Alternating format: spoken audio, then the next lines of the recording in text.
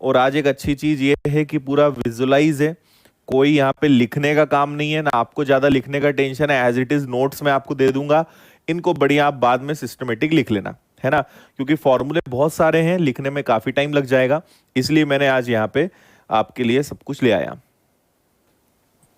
Okay,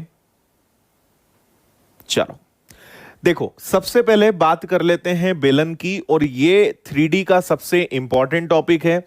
और जो banking की प्रिपरेशन करते हैं उनके लिए गुड न्यूज ये है कि ये बैंकिंग में नहीं आता है, ठीक है। तो अगर आप बैंक की तैयारी कर रहे हो, सिर्फ बैंकिंग की तैयारी कर रहे हो, तो बस थोड़ा बहुत बेसिक सीख लो, बाकी इनसे क्वेश्चंस नहीं आते हैं। बाकी इसके अलावा आप बैंकिंग के अलावा किसी भी एग्जाम की प्रिपरेशन कर रहे हो, उसमें ये क्वेश्चन आते ही आते हैं, है ना, उसके लिए ये सबसे इंपॉर्टेंट है, ठीक है। अच्छा राहुल, हाँ जी, देखिए क्या करेंगे हम इसको समझना। देखो, बेलन मतलब क्या होता है, एक सुंदर सा डायग्राम तो आपको यहां दिखाई दे रहा है। बेलन के उदाहरण क्या हो सकते हैं, है ना, अपना घर वाला बेलन नहीं। बेलन मतलब सिंपल, हर वो चीज जो गोलाई में हो और जिसकी एक निश्चित लंबाई हो, है ना, मतलब वो चीज जो गोलाई में हो और उसकी एक लंबाई हो, उसको हम क्या कहेंगे, बेलन कहेंगे, सिलेंडर कहेंगे। इतनी बात समझ गए। अब यहां पर आपको समझना क्या है, इसके एग्जाम्पल क्या क्या हो सकते हैं। तो इसके बहुत सारे एग्जाम्पल हो सकते हैं। जैसे पहला एग्जाम्पल ले लेते हैं पाइप। मतलब देखो, एग्जाम्पल तो बहुत सारे हो जाएंगे, हम उन एग्जाम्पल्स की बात करेंगे जो एग्जाम पॉइंट से इंपॉर्टेंट है या फिर जिनके क्वेश्चंस आते हैं। तो याद रखिए, जो पाइप होता है ना, पाइप जो होता है, नल का क्वेश्चन कभी आए, पाइप का क्वेश्चन आए, तो याद रखिए वो हमेशा बेलनाकार होगी। जनरली सुरंग मतलब टनल के कुछ क्वेश्चंस आते हैं, ठीक है, तो सुरंग या टनल की जनरली जब बात होगी तो वो बेलनाकार होती है। इसके अलावा एक चीज जो बहुत कम बच्चे गैस कर पाते हैं वो है कॉइन्स। सिक्का जो है ना, वो पता है क्या होता है, सिक्का भी बेलनाकार होता है ना, सिलेंडर शेप में वो होगा, ठीक है। इसके अलावा एक और इंपॉर्टेंट आता है, वो है वायर। वायर मतलब क्या हो जाएगा, आपका तार, है ना। तार बड़ा पतला होता है, लेकिन तार अगर कभी आता है कि तार को पिघलाया, कुछ करा, कन्वर्ट किया, दूसरे आकार में बदला, तो वो भी क्या माना जाएगा, वो भी सिलेंडर माना जाएगा, ठीक है। अब यहां पे आपके लिए एक नया शब्द है, वो है वक्र पृष्ठ का क्षेत्रफल। और एक तो आप पढ़ते आ ही रहे हो, संपूर्ण पृष्ठ का क्षेत्रफल, और एक आप जानते हो आयतन, ठीक है। अब हम सबसे पहले यह बात करें कि एक वक्र पृष्ठ या संपूर्ण पृष्ठ में क्या डिफरेंस होता है ना, यह आपके लिए समझना बहुत इंपॉर्टेंट है। तो मुझे कोइंसिडेंटली कागज रखा हुआ मिल गया, तो मैं आपको इससे समझा देता हूं। ये एक सिंपल सा कागज आपको दिखाई दे रहा होगा, है ना। आप एक बात समझना कि जो बेलन होता है, जो सिलेंडर होता है, वो किससे बना है। अगर मैं इस प्रकार से कुछ एक रेक्टेंगल ले लूं और इसको अगर घुमा दूं, है ना, तो वो क्या बन जाएगा, एक बेलन बन जाएगा। समझ में आ रही बात। तो अगर ये है,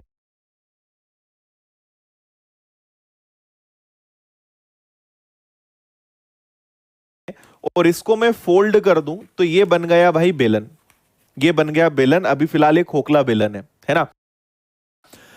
अब बात आती है वक्र पृष्ठ और संपूर्ण पृष्ठ की, कर्व्ड सरफेस एरिया और टोटल सरफेस एरिया। तो याद रखना, पहले मैं आपको टोटल सरफेस एरिया बताता हूं, संपूर्ण पृष्ठ का क्षेत्रफल बताता हूं।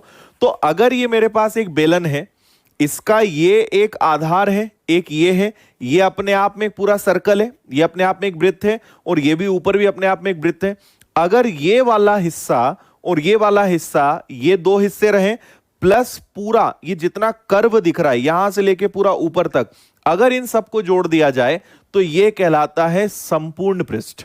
क्या कहलाता है, संपूर्ण पृष्ठ, मतलब टोटल सरफेस एरिया। लेकिन अगर मैं ऊपर वाला हिस्सा हटा दूं, नीचे वाला हिस्सा हटा दूं, तो ये जितना कर्व पार्ट बचेगा, जितना ये आपको कर्व्ड दिख रहा है, ये आपका कहलाएगा वक्र पृष्ठ का क्षेत्रफल, कर्व्ड सरफेस एरिया। समझ में आ रही है बात। तो दोनों में अंतर इतना है कि अगर आधार जोड़ दिया जाए तो संपूर्ण पृष्ठ, और आधार हटा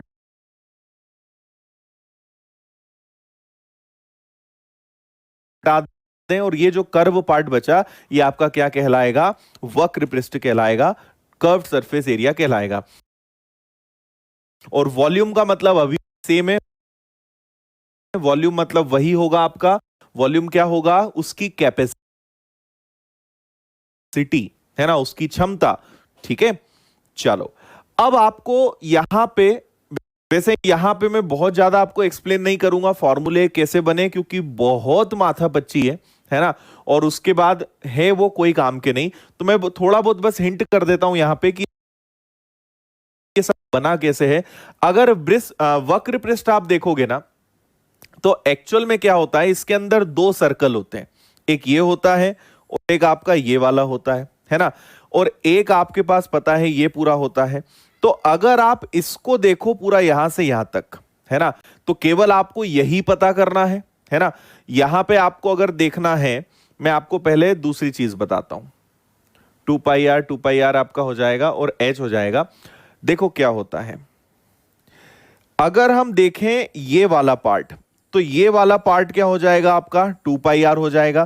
क्योंकि देखो, अगर आप किसी बेलन को ओपन करोगे, जैसे ये एक बेलन है और आपने इसमें कट लगा दिया, आपने इसको काटा, तो ये कुछ ऐसा दिखाई देगा। मतलब उतना एग्जैक्ट तो मैं बना नहीं पाऊंगा, पर अगर किसी बेलन को बीचों बीच से काटा जाए तो वो एक तरीके से कागज जैसा खुल जाएगा ना पूरा, है ना, वो कुछ ऐसा दिखाई देगा। मैं बनाने की कोशिश करता हूं, अगर अच्छा बन जाए तो बहुत अच्छी बात है।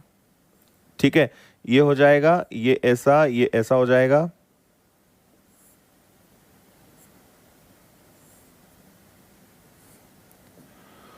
कुछ ऐसा फोल्डिंग टाइप का आपको दिखेगा, उतना प्रॉपर तो नहीं बनाए, पर समझने की कोशिश करो। हमने इसको एक कट लगाया तो ये खुलने के बाद कुछ इस तरीके का दिखाई देगा। अगर आप इसको और ओपन करोगे तो और ओपन होने पे अल्टीमेटली ये क्या है, ये एक रेक्टेंगल ही तो है, एक आयत ही तो है ना। तो अगर मैं कहूं आपसे कि यहां से पूरा यहां तक जाना है तो ये 2 पाई आर है, मतलब यहां से यहां तक कितना होता है, 2 पाई आर होता है। और इसकी हाइट क्या है, वो h है। तो अगर मुझे इसका क्षेत्रफल निकालना है तो क्या होगा, 2 पाई आर h। समझ में आ रहा है। तो ये जो पूरा वक्र पृष्ठ है, इसका क्षेत्रफल क्या हो जाएगा, 2 पाई आर तो आधार हो गया गुणा ऊंचाई, तो ये हो गया उसका क्षेत्रफल। अगर संपूर्ण पृष्ठ ले लिया जाए तो संपूर्ण पृष्ठ मतलब देखो, एक तो ये आएगा, एक ये आ जाएगा, तो दो तो ये हो गए भाई। तो 2 पाई आर h दो तो ये हो गए, लेकिन ये भी तो आएगा पूरा, है ना, ये भी जुड़ेगा, तो इससे वो और बन जाता है। तो मत जाओ ज्यादा गहराई में, आप इसको इतना ही रहने दो। इसी प्रकार आयतन, तो आयतन क्या हो जाएगा, πr²h, है ना। आयतन मतलब क्या हो जाएगा, लंबाई गुणा चौड़ाई। तो बेस का जो क्षेत्रफल है वो तो हो गया आपका πr², और ये हो गया आपका लंबाई गुणा चौड़ाई क्या होता है, आधार का क्षेत्रफल, है ना। तो इसके आधार का क्षेत्रफल मतलब वृत्त का क्षेत्रफल πr², और हाइट हो गई h, इसलिए वो फॉर्मूला क्या बन जाता है, πr²h। तो आप याद रखें, वक्र पृष्ठ या कर्व्ड सरफेस क्या होगा, 2 पाई आर h। अगर संपूर्ण पृष्ठ लेंगे तो दोनों सर्कल तो जुड़ेंगे ही, साथ में ये भी पूरा जुड़ेगा, तो ये बनेगा 2 पाई आर, r+h, और वॉल्यूम इसका आयतन हो जाएगा πr²h। इतना समझ में आया सभी को। हाँ भाई, आधार का परिमाप गुणा ऊंचाई प्लस 2 गुणा आधार का क्षेत्रफल, बिल्कुल सही, अच्छी बात। ठीक है, इतना समझ गए सभी। तो ये ध्यान रखें, और मोस्ट इंपॉर्टेंट इसके एग्जाम्पल्स याद रखना, है ना। इसको आप आराम से नोट करना, और मुझे उम्मीद है कि आपको इतना तो याद हो गई। अब इसी के बाद दूसरा आता है खोखला बेलन, जिसे हम क्या बोलते हैं, हॉलो सिलेंडर। और ये याद करने वाला काम है भाई, है ना, इनको याद करो। अब इसमें भी वापस वही आता है, वक्र पृष्ठ, संपूर्ण पृष्ठ और आयतन।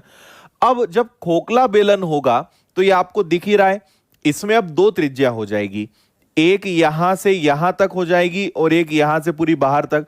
अगर मैं इसको आपको ऊपर से दिखाऊं तो ये कुछ ऐसा दिखाई देगा, खोखला बेलन इमेजिन करो, आप ऊपर से देख रहे हो। तो एक रेडियस यहां से यहां तक होगी R1, और एक रेडियस यहां से यहां तक होगी R2। तो दो रेडियस होगी ना, सारे फॉर्मूले वही के वही हैं, बस दो रेडियस होने के कारण थोड़ा सा चेंज आ जाता है। तो अगर आपको वक्र पृष्ठ निकालना है तो वक्र पृष्ठ अगेन ये वाला और ये वाला छोड़कर, मतलब पूरा ये, तो 2 पाई, एक बार R1 मतलब एक बार आप अंदर वाले का लोगे, एक बार बाहर वाले का लोगे, तो 2 पाई R1h। ये एक्चुअल में ऐसे बना है, दो त्रिज्या है ना, तो 2 पाई R1h और 2 पाई R2h। तो R1 टू पाई और h कॉमन निकल जाता है, अंदर r1 प्लस r2 बचता है। इसी प्रकार अगर आपको इसका संपूर्ण पृष्ठ का क्षेत्रफल निकालना है, टोटल सरफेस एरिया निकालना है, ठीक है, तो टोटल सरफेस एरिया भाई अब इसका बहुत लंबा है ना। क्यों है? क्योंकि आपको सारी चीज डबल डबल करना पड़ेगी। एक बार आपको इसका देखो, मेन तो क्या है, आपको पहले तो इसके एरिया में से इसका एरिया माइनस करना पड़ेगा, है ना। फिर वही प्रोसेस आप एक बार नीचे वाले आधार के साथ भी करोगे तो ये हो जाएगा। तो यहां बेसिकली क्या होता है, बहुत सारी चीजें कॉमन ली गई है, तो एक बार आप इसका पूरा लेंगे, फिर एक बार आप इसका पूरा लेंगे, इन दोनों का अंतर। इसी प्रकार ये हो जाएगा और इसका अंतर। फिर एक बार इसका वक्र पृष्ठ देखेंगे, एक बार इसका वक्र पृष्ठ देखेंगे, इनका अंतर लेंगे, तब जाके आपको संपूर्ण पृष्ठ का अंतर मिलेगा। तो आप इसको याद करो, फायदे में रहोगे। 2 पाई r1 plus r2, r2 minus r1 plus h। और आयतन क्या हो जाएगा, सोचो। आयतन का मतलब यहां क्या होगा कि वो जो खाली हिस्सा है, ये वाला जो हिस्सा है, इसमें मैं ऊपर से नीचे तक कितना भाग भर सकता हूं। तो मैं क्या करूंगा, मैं ये करूंगा कि पूरे बड़े वाले जो बेलन है उसका आयतन निकालूंगा, उसमें से ये जो छोटा वाला है, ये जो अंतर है, ये अगर घटा देंगे तो अपने आप इतना वाला आ जाएगा हमें। तो एक बार हमें क्या करना पड़ेगा, r1 लेना पड़ेगा, है ना, और एक बार हमें r2 लेना पड़ेगा। तो अगर मैंने r2 में से r1 का जो है, मतलब ये वाला हिस्सा अगर पूरा हमने हटा दिया, तो अपने आप ही अंदर वाला हिस्सा आ जाएगा और उसका वॉल्यूम आ जाएगा।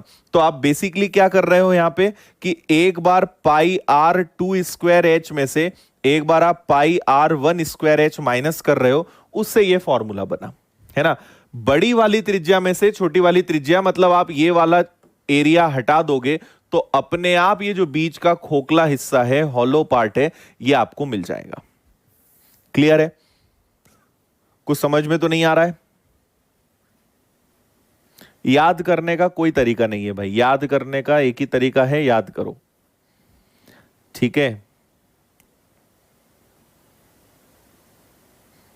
r प्लस एच में r कहां से आया, कौन सा r प्लस एच, समझ गए ना। एच तो ये है ना, इसका एच तो ये है, हाइट इसकी। चलो, एक ये याद रखोगे। फिर आगे बढ़ते हैं हम शंकु या कोण की तरफ। ये भी काफी अच्छा है।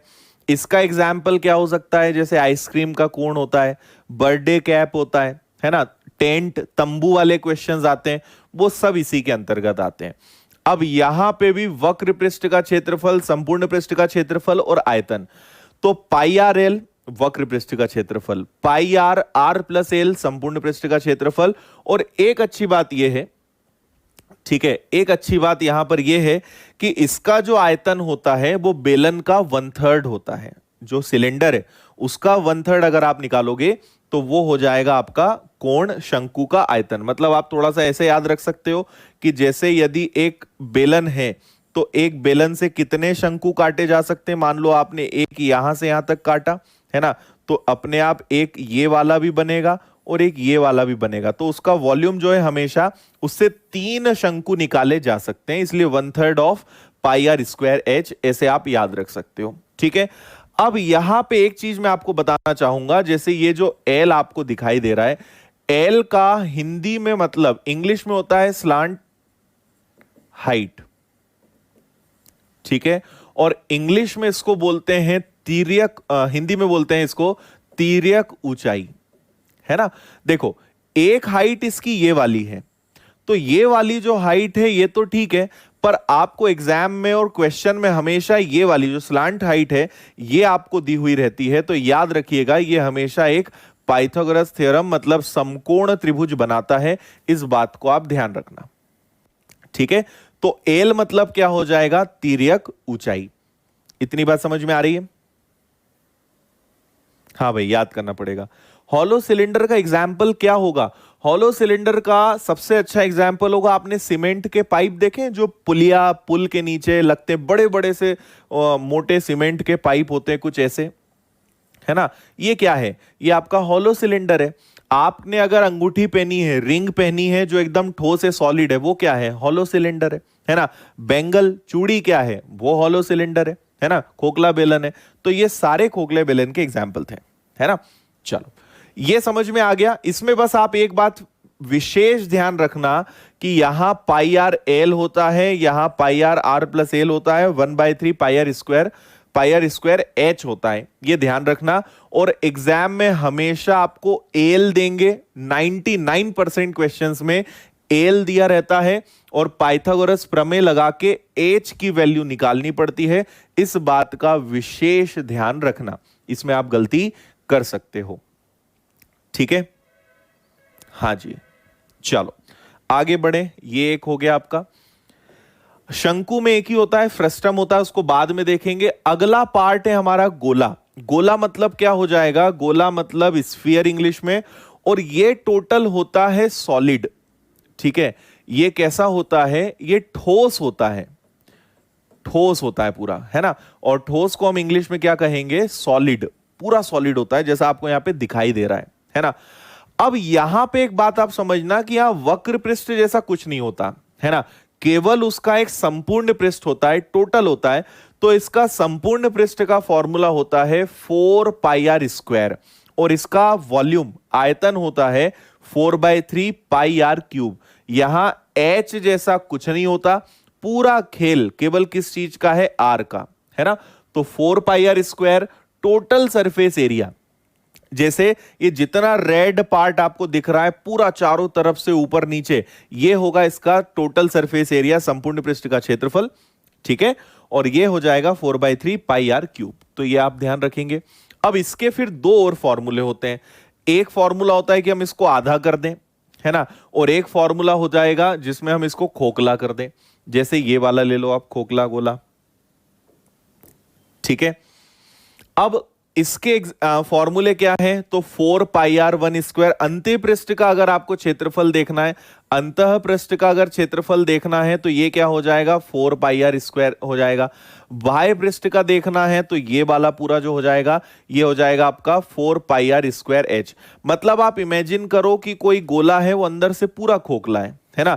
इसमें और बेलन में क्या फर्क है कि बेलन का शेप पूरा इस तरीके का होता है, ठीक है, लेकिन गोले का शेप कुछ इस तरीके का होगा पूरा, है ना। ये पूरा स्ट्रेट होता है और ये इस तरीके का होता है। इस बात को आपको ध्यान रखना होगा थोड़ा सा, है ना। मतलब इसकी हाइट जो है ये ऊपर से ऐसा शुरू होके नीचे ऐसा जाएगा, है ना। ऊपर से दिखने में दोनों, ये ऊपर से और ये साइड से एक जैसा दिखेगा, लेकिन दोनों में फर्क है। ठीक है, इसके क्वेश्चन जनरली कम आते हैं। और इसका आयतन हो जाएगा 4/3 पाई, एक बार R2 क्यूब माइनस R1 का क्यूब। बस याद रखो, मैं भी आपको ज्यादा इनमें इसलिए नहीं ले जा रहा हूं क्योंकि कोई मतलब नहीं है, जब क्वेश्चंस आएंगे अपने आप आपको समझ में आएगा।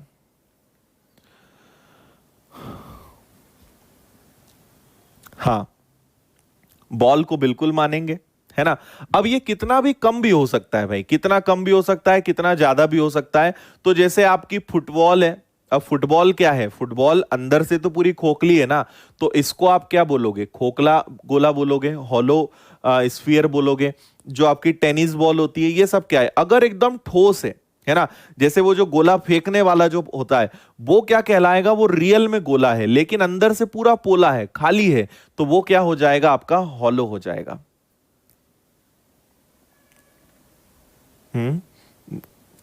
हाँ, फ्रस्ट्रम मतलब छिन्नक, वो अलग चीज है, आगे बताएंगे आपको। चलो, इसके बाद आखिरी देखते हैं अर्धगोला, हेमिस्फीयर, है ना। अगर हमारा जो सॉलिड, ये सॉलिड होगा, है ना, जो आपका पूरा सॉलिड स्फीयर था, ठोस गोला था, अगर उसको आधा कर दिया जाए तो ये अर्धगोला कहलाएगा। तो देखो, आपको याद होगा कि पूरे का वक्र पृष्ठ था कितना? 4 पाई आर स्क्वायर। तो आधे का कितना हो जाएगा? 2 पाई आर स्क्वायर। मतलब यहां से यहां तक का पूरा जो हो जाएगा वो क्या हो जाएगा? 2 पाई स्क्वायर। अगर संपूर्ण पृष्ठ ले लें तो संपूर्ण पृष्ठ में क्या होगा? ये भी जुड़ जाएगा, तो ये क्या बन जाएगा? 3 पाई आर स्क्वायर। और वॉल्यूम तो जस्ट आधा होगा, है ना। अगर पूरे गोले का वॉल्यूम है, आयतन है 4/3 पाई आर क्यूब, तो ये उसका आधा होगा, इसलिए इसका फॉर्मूला क्या बनता है? 2/3 पाई आर क्यूब। समझ गए? हाँ जी, ठीक है, ओके है। तो ये जस्ट इसका आधा होगा, तो काफी इजी है, आपको याद रखने में कोई बहुत ज्यादा मेहनत नहीं करनी पड़ेगी। ठीक है, अब मुझे ईमानदारी से बताओ कितने लोगों को फॉर्मूले याद हैं? हाँ भाई अजय कुमार, लग रहा है तुमने अच्छी रिसर्च करी है इन सब पे। अच्छी बात है भाई। कितने लोगों को फॉर्मूले याद हैं ये मुझे एक बार जल्दी से बता दो, है ना। अदरवाइज आपने अगर लिख लिए हैं तो फिर आप अपनी कॉपी में पलटा पलटा के देखना किसका फॉर्मूला क्या होता है, क्योंकि अब हम उसके क्वेश्चंस करने जा रहे हैं। ठीक है, देखो केवल फॉर्मूले लिखे हुए थे और मुझे बस बताने में हमारा 20-25 मिनट चला गया। अगर मैं ये नहीं करता तो आज 1 घंटा तो इनमें ही चला जाता, लिखने में बार बार। एक बार हिंदी में लिखो, एक बार इंग्लिश में लिखो, डायग्राम बनाओ, इसलिए आज मैंने सब पूरा बनवा के रख लिया है। अच्छा चलो याद कर लेना, है ना। अगर आप चाहते हो कि मेंसुरेशन के क्वेश्चंस हमसे बने तो फॉर्मूले याद कर लेना। मैंने बहुत लोगों को देखा है वो केवल जिंदगी भर यही रोना रोते हैं, सर मेंसुरेशन के क्वेश्चंस नहीं बनते, और जब फॉर्मूले पूछो तो बोलते हैं सर अभी याद नहीं करे हमने, है ना। तो वही बात हो जाती है कि स्वर्ग हर व्यक्ति जाना चाहता है पर मरना कोई नहीं चाहता, है ना। किसी से बोलोगे कहां जाओगे मरने के बाद तो बोलेगा स्वर्ग जाना है। अभी मरोगे नहीं, मरना नहीं है पर जाना स्वर्ग है। मेंसुरेशन चैप्टर सीखना है, एडवांस मैथ्स बहुत अच्छा सीखना है, पर याद कुछ नहीं करेंगे हम तो भाई कुछ नहीं हो सकता फिर। हाँ देखो याद नहीं होते ये तो आप बोलना छोड़ दो, है ना, याद तो करना पड़ेगा। इसलिए वो तो छोड़ दो कि याद नहीं होते, याद सब होते हैं, है ना। करते नहीं हम अच्छे से, बार बार उसको देखते नहीं है, इसलिए वो याद नहीं रहते। याद एक्चुअल में क्या है, होते नहीं बोलना गलत है, याद रहते नहीं ये बोला करो, है ना। और याद क्यों नहीं रहते, क्योंकि हम उन्हें बार बार देखते नहीं, तो बार बार देखते रहोगे याद होने लगेंगे। आपके इंसान, आपके दिमाग के अंदर अनलिमिटेड कैपेसिटी है। आपसे अगर मैं पूछूंगा ना कितने आपके रिश्तेदार हैं, आप कोई भी रिश्तेदार कितना भी हो, कितने लोग के नाम याद होंगे आपको, सोचो। कम से कम 500, 800, 1000 लोग के नाम आपको याद होंगे, और जैसे ही वो दिखता है आपको याद आ जाता है। कॉमन लोग की मैं बात कर रहा हूं, उतने नाम तो आपको याद है। तो जब आपको 500 लोग के नाम याद है तो 10 फॉर्मूले याद नहीं हो सकते क्या? ठीक है, आराम से याद होंगे। लोगों के नाम रख दो फॉर्मूले पे। चलो तो शुरुआत की जाए क्वेश्चंस के साथ। पहले आपको पता ही है इजी क्वेश्चन से स्टार्ट करेंगे और लेवल को बढ़ाएंगे, है ना। तो एक आसान सा क्वेश्चन आपकी कंप्यूटर स्क्रीन पर ये रहा, जल्दी से पढ़िए और फिर इसको मैं बताता हूं।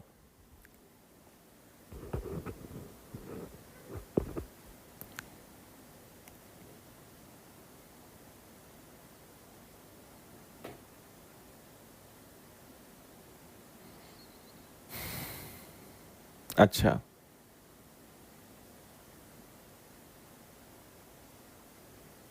बिल्कुल।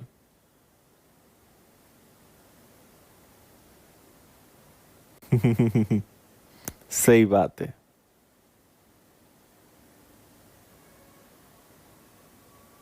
आते हैं भाई, हर एग्जाम में इसके क्वेश्चन आते हैं। ये तो आप बोलना ही छोड़ दो कि एसआई में आएगा कि नहीं, कांस्टेबल में आएगा कि नहीं, हर एग्जाम में इसके क्वेश्चंस आते हैं। लेवल का डिफरेंस होता है, बाकी क्वेश्चन तो आएंगे।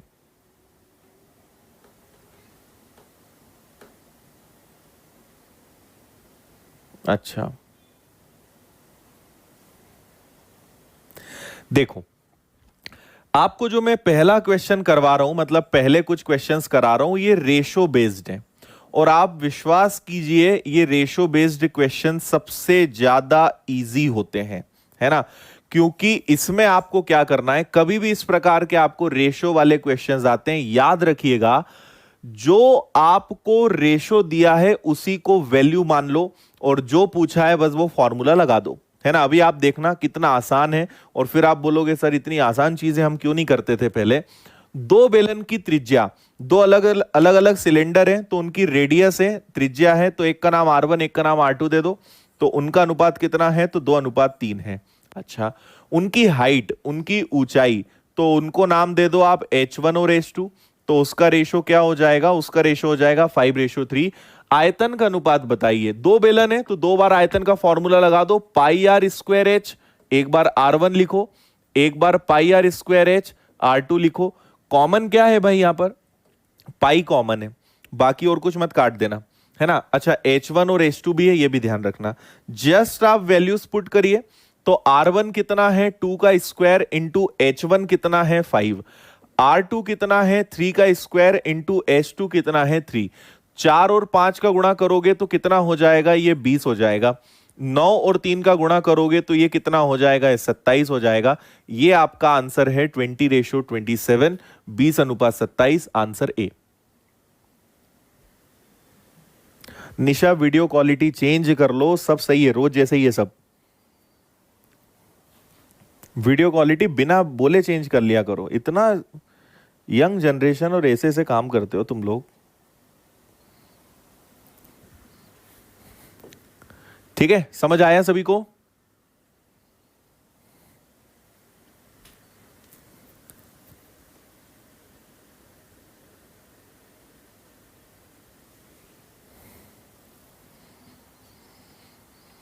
ओके, अगला करिए।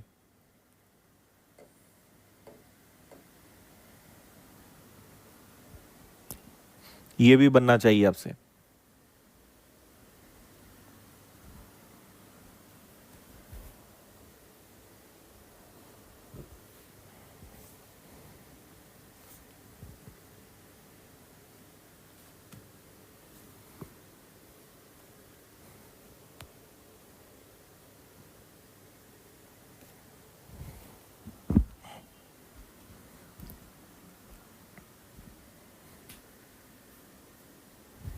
चलो देखें, दो समान आयतन वाले बेलन हैं, है ना।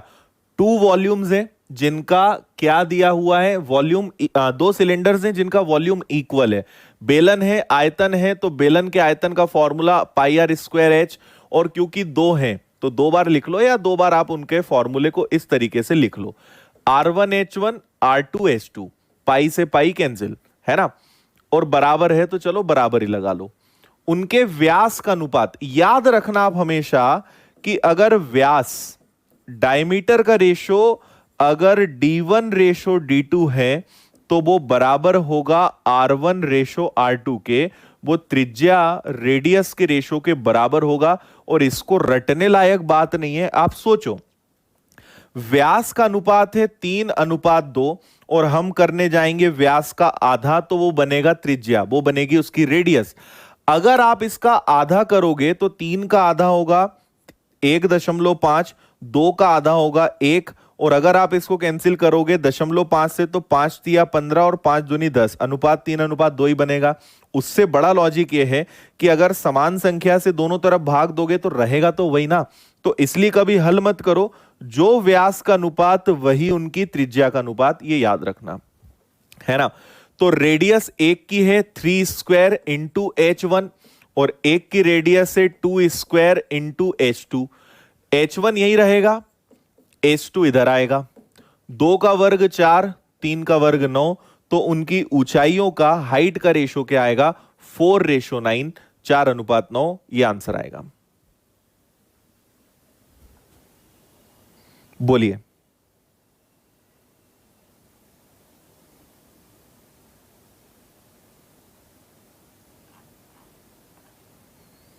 ठीक है, इसका आंसर और बताओ।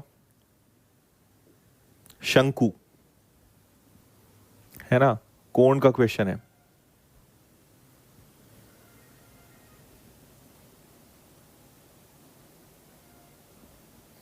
हाँ भाई, सही बात बोल रहे हो। पर हनुमान जी को भी एक बार याद दिलाया था तो उनको जिंदगी भर कभी याद नहीं दिलाना पड़ा।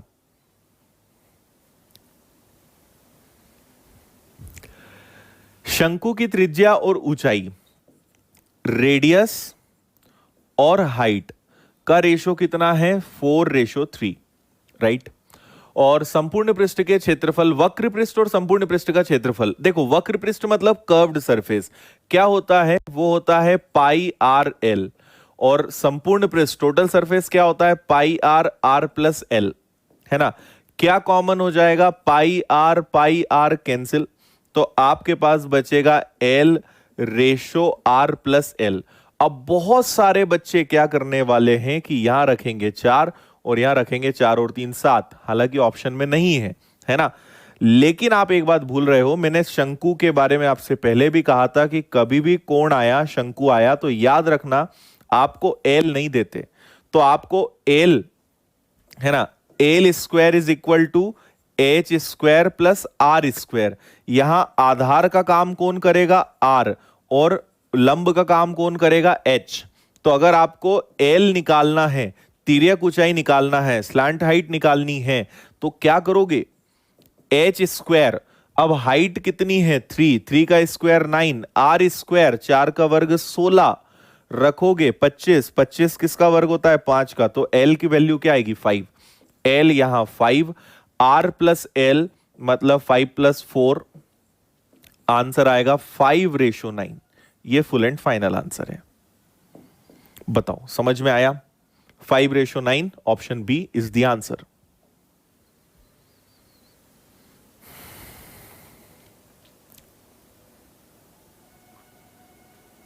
बिल्कुल सही, समझ गए? तो इसलिए ध्यान रखो कि एल नहीं होता है, जल्दबाजी में एल की जगह एच की वैल्यू नहीं रखना।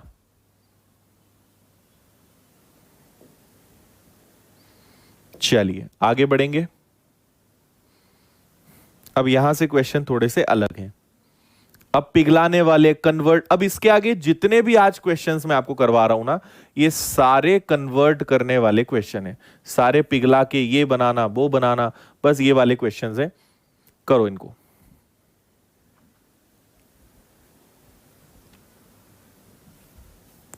और मैं आपको एक बात बता दूं कि आज हम जितना भी करने वाले हैं, अगर आपका टारगेट एसआई है, कांस्टेबल है, रेलवे है ना, जेल प्रहरी है, दिल्ली पुलिस है, इसके अलावा एसएससी का सीएचएसएल होता है, एमटीएस होता है, और इसके अलावा छोटे मोटे जितने भी एग्जाम्स होते हैं, है ना, आज इन सब के हिसाब का मेंसुरेशन खत्म, है ना।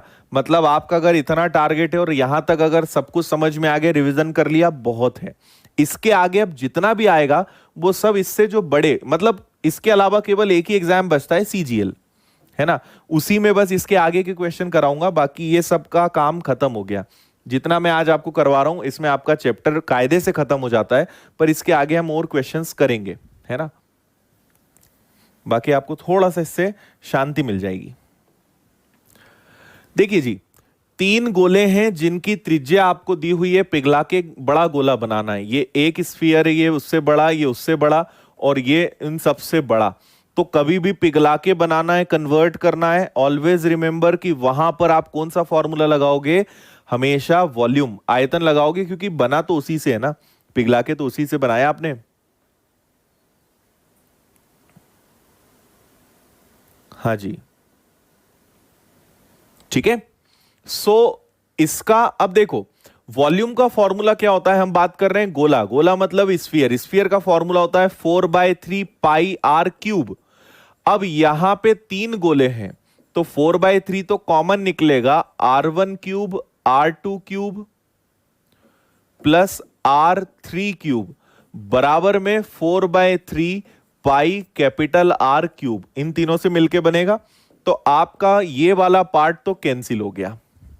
अब क्या बचा आपके पास? अब आपके पास बचा R1, R2, R3। तो 3 का क्यूब, 4 का क्यूब और 5 का cube is equal to R का क्यूब। तो मैंने उसको ऐसे लगा दिया। ये आ गया आपका 9 + 16 + 125 इज इक्वल टू R, और ये आपका क्यूब रूट है, घनमूल है। अब क्या करोगे आप? 125, 16 और 9 कितना होता है? सही है ना? अरे यार क्या, एक सेकेंड, 27 और 64 है ना, ठीक है। 9 और 7 13, 3 कैरी 1 कितना हो रहा है? 6 2 8 9 2 11, 5 4 9 7 13, 3 कैरी हो जाएगा आपका 1, फिर क्या हो जाएगा? 6 2 8 2 10 और 1 11, 4 का 64, 5 का 125, ठीक है ना। अच्छा, 216, 216 और 216 आपका किसका घन होता है? 6 का। यह आंसर आएगा आपका। तो जो नया गोला बनेगा उसकी त्रिज्या कितनी होगी? 6। बताओ, समझ में आया? कोई दिक्कत इसमें आपको नहीं होनी चाहिए। चलिए पढ़िए इसको।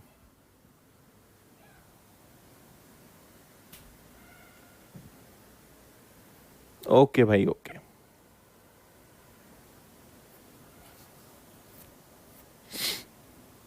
ठीक है, वो भाई एक बार मेल कर देना उसके लिए ना, सपोर्ट आईडी पे।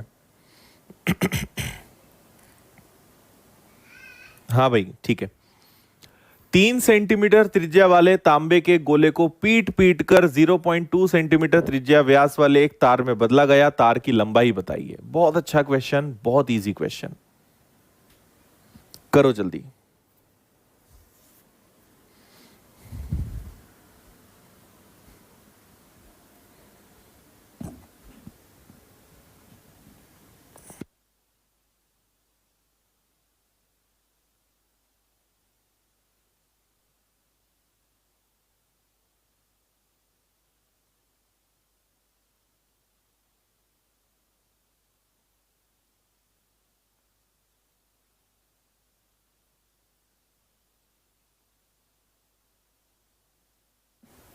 चलो देखें, आप इसको थोड़ा सा इमेजिन करो कि एक आपके पास गोला है, ये एकदम सॉलिड गोला है ना, एकदम ठोस गोला है, और आपने इसको पीट पीट कर किस में बदल दिया? आपने इसको बदल दिया एक तार में, है ना। ये पूरा सॉलिड गोला है। बचपन में ऐसी ड्राइंग करने में बहुत मजा आता था, है ना। कुछ नहीं करते थे, बस कलर भरते थे। ये लो भाई, पूरा सॉलिड गोला आपका ये बना दिया हमने।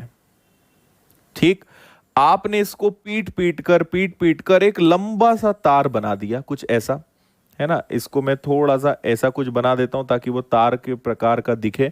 आपने इसको एक तार बना दिया, ऐसा लंबा सा एक तार बना दिया। अब आप ध्यान रखिए कि आप बेसिकली क्या कर रहे हो, आपने एक गोला जो है स्फीयर, इसको आपने कन्वर्ट किया है। तार मतलब क्या? तार मतलब बताया था मैंने, तार मतलब क्या होता है? बेलन। तो जो वजन जो इनका होगा वो तो सेम होगा। जितना वजन इस गोले का है उतना ही वजन इस तार का होगा, वो तो सेम होना है। तो आपको याद रखना है ऐसे केस में वॉल्यूम। तो एक तरफ आप लोगे गोले का आयतन बराबर होगा बेलन का आयतन, है ना। तो गोले का आयतन मतलब 4/3 पाई आर क्यूब बराबर बेलन, बेलन मतलब सिलेंडर, सिलेंडर का formula pi r square h, है ना। अच्छा, पाई से आपका पाई कैंसिल हो जाएगा और कुछ नहीं होगा। अब बस वैल्यू पुट कर दो। गोले की त्रिज्या कितनी है? तो 4/3 और 3 सेंटीमीटर है, तो 3 का क्यूब कर दो बराबर में आर स्क्वायर। देखो, इस तार का व्यास 0.2 सेंटीमीटर व्यास है। इस तार का व्यास अगर 0.2 है तो इसकी रेडियस हाफ होगी, मतलब 0.1 होगी, है ना। तो 0.1 का वर्ग और इसकी हाइट, हाइट मतलब यहां ऊंचाई काम करेगी, सिर्फ ये निकालना है आपको। तो 4 गुणा 27 बटे में 3 और बटे में 0.01 बराबर में h, ये इधर आ गया, है ना। अब अगर मैं इसको सॉल्व करूंगा तो ये 9 बार कैंसिल होगा, 9 और 4 का गुणा होगा 36, दशमलव के बाद 2 अंक हैं तो ऊपर 2 जीरो लगेगी, और 3600 सेंटीमीटर लंबा तार बनाया जा सकता है। लेकिन ऑप्शन सारे मीटर में है, तो अगर मैं इसको 100 से डिवाइड कर दूंगा तो ये आ जाएगा आपका कितना? 36 मीटर। ये फुल एंड फाइनल आंसर है, ऑप्शन ए। बोलिए, समझ में आया क्या?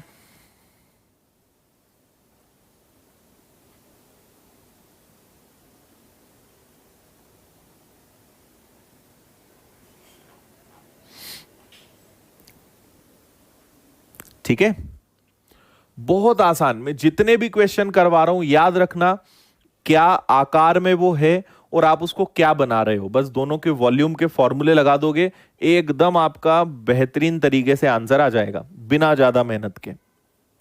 ठीक है, चलो इसको करो।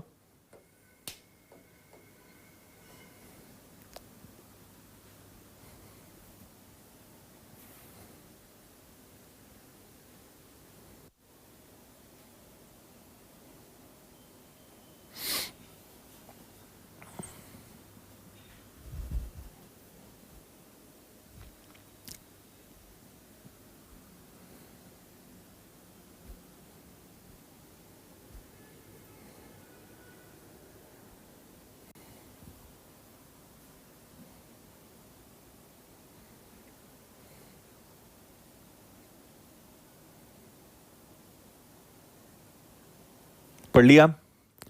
एक बेलनाकार बर्तन की त्रिज्या 18 सेंटीमीटर और ऊंचाई 32 है ना। एक बेलनाकार बर्तन है, बेलनाकार बर्तन मतलब कुछ ऐसा होगा, है ना। और ये पूरा रेत से भरा हुआ है। इसके अंदर क्या है, टोटल रेत भरी हुई है ना, सैंड से भरा हुआ है पूरा, ये रेत इसके अंदर पूरी भरी हुई है। आपने इसके अंदर की जितनी रेत थी उसको आपने पलटाया, और उसने आपने उसको पलटा के क्या करा, उससे एक ढेर लगा दिया आपने। और वो जो ढेर है वो किस आकार का बना, आपने उससे एक शंकु बना दिया। इस प्रकार का आपने क्या करा, एक कोण बना दिया, है ना, एक शंकु बना दिया। तो आपको पता है कि रेत तो वही है, रेत तो सेम है, बस फर्क ये है कि शेप बदल गया, मतलब वॉल्यूम सेम है।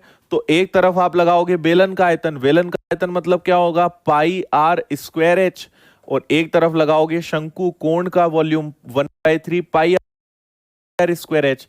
पाई से पाई कटेगा, बाकी कुछ मत काट देना, है ना। बेलन की त्रिज्या, बेलन की त्रिज्या मतलब कितना हो गया, 18 का स्क्वायर, और बेलन की ऊंचाई कितनी है, 32, बराबर में 1/3। ठीक है, शंकु की आपको त्रिज्या निकालनी है, ऊंचाई दी हुई है, तो आर स्क्वायर इंटू क्या दिया हुआ है, इंटू आपको उसकी हाइट दी हुई है 24। बस इतना सा सॉल्व करना है। 3 से कैंसिल करोगे तो ये कैंसिल होगा 8 बार, 8 से कैंसिल करोगे 4 बार, तो इसको 18 का वर्ग रहने दो, और ये 4 है ना, इसको 2 का वर्ग रहने दो, क्योंकि आर का वर्ग है इस तरफ, वर्ग हटा वर्गमूल लगेगा, है ना। तो ये बाहर निकलेगा और 2 भी बाहर निकल जाएगा, तो जो त्रिज्या है वो कितनी होगी, 36 सेंटीमीटर। ये आपका आंसर होगा, ऑप्शन ए इस बार भी आंसर है। बताओ, थोड़ा सा सोचो, आपको बहुत अच्छा लगेगा, और ये जो क्वेश्चंस पहले बनते नहीं थे वो अब सब आपसे बनेंगे।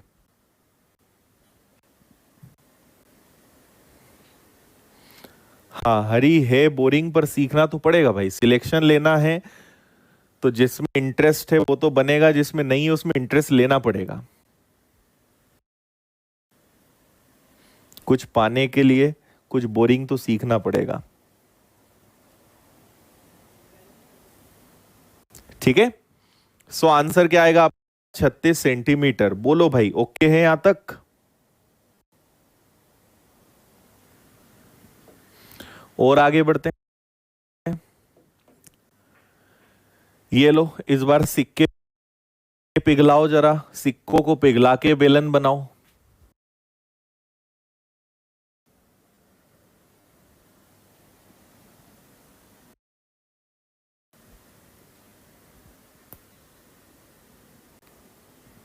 अच्छे से पढ़ो, बताता हूं मैं।